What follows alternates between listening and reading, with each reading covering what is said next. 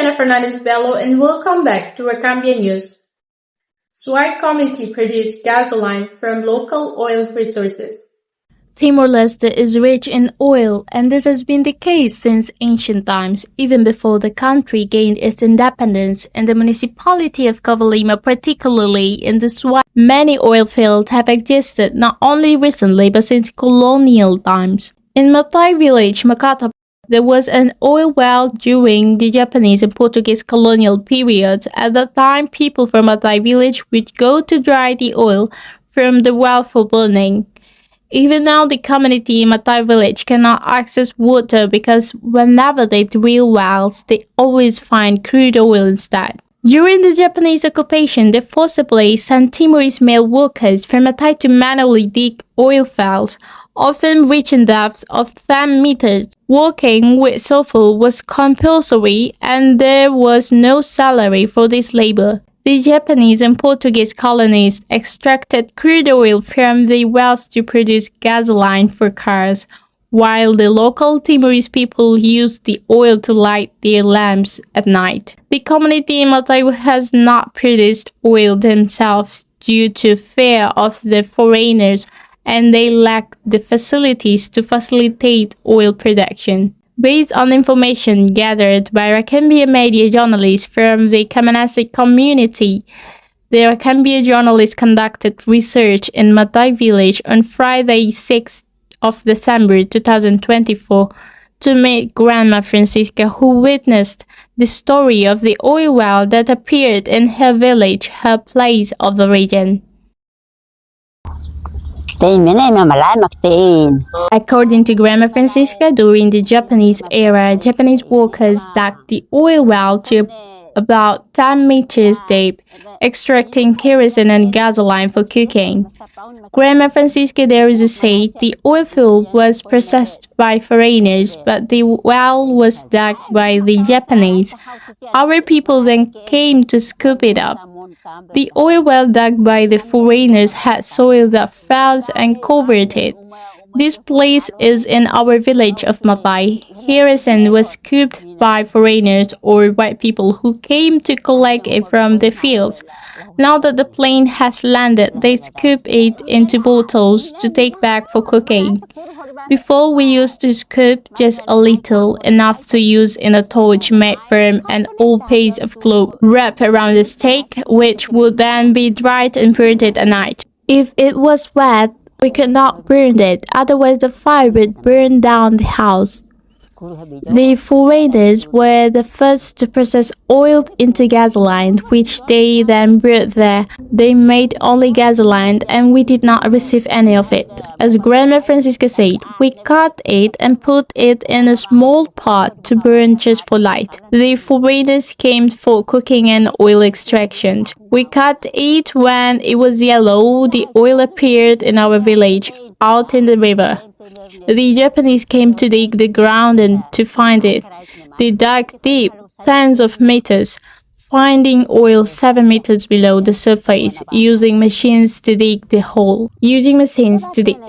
The Japanese employed Timorese workers to dig the oil wells, the grandmother recounted. The Japanese forced the Timorese to do the digging. They tied a rope around people's legs and lowered them into the ground. Those on the ground would shout that they couldn't continue, so the Japanese would climb up. Because of their drunkenness, they would then make other men go down. We were afraid, so we just dug. The Timorese were forced to dig. This happened right next to our village, but we were afraid of the foreigners. After the Japanese left, the Portuguese came. They resumed oil extraction for cooking.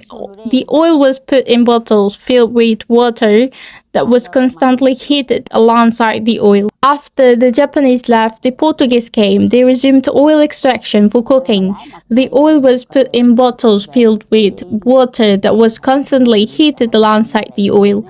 The water prevented the iron from getting too hot. Otherwise, the fire would burn and turn the oil into kerosene. Even during Indonesian times, oil continued to seep from the land. In our river in Matai village, you can see the black earth indicating crude oil is coming out. The first hole was dug, but they didn't plant anything. So it fell to the ground and covered the oil.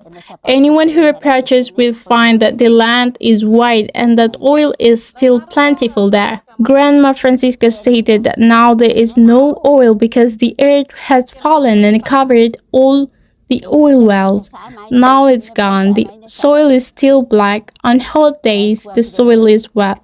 We used to scoop just a little, put it in a pot, and burn it to provide light. When we put kerosene or petroleum oil on cloth and twist or wrap it around wood, it could burn for 2 or 3 days like this. It burns brightly. However, foreigners or strangers don't cook here. The Timorese people did not cook either. We, the owners, just scoop it to burn it. These strangers or foreigners come to scoop petroleum oil or kerosene every day. Only the people from our village, Matai, scoop this oil. We went to that village and there was oil, but now the land is closed and there is no oil. Until now, the community Matai cannot access water because the land is filled with oil. The community must bring water from the mountains to the village. In our village of Matai, there is no water. People have to get it from the mountains. We used to dig for water, but all we found was oil. Now there is water because it is being sourced from the mountains.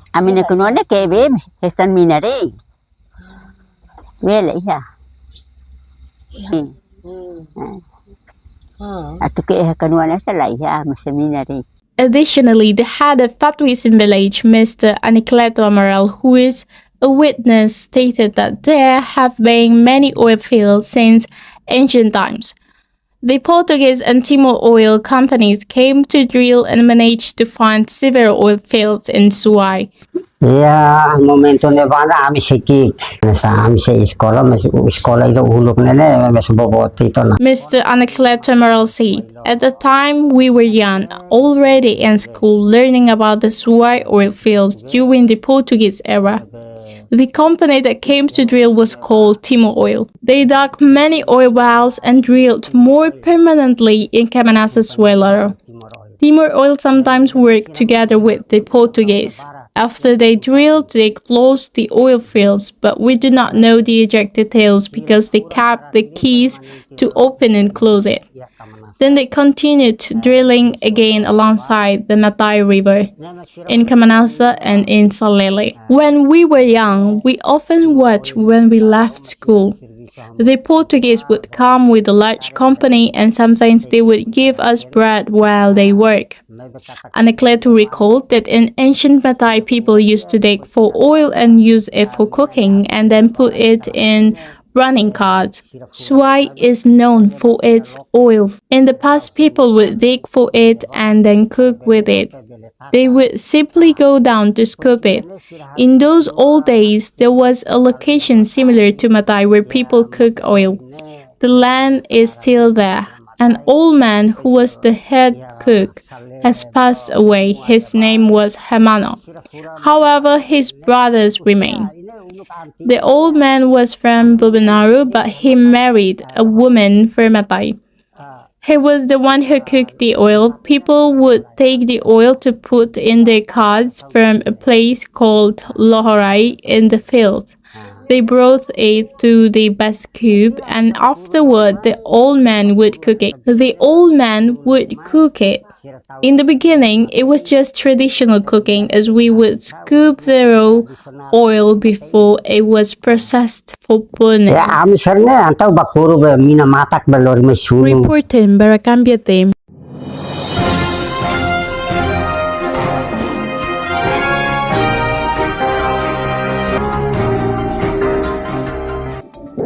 That's all for today. A big thank you from our Cambian team and we look forward to seeing you in the next edition.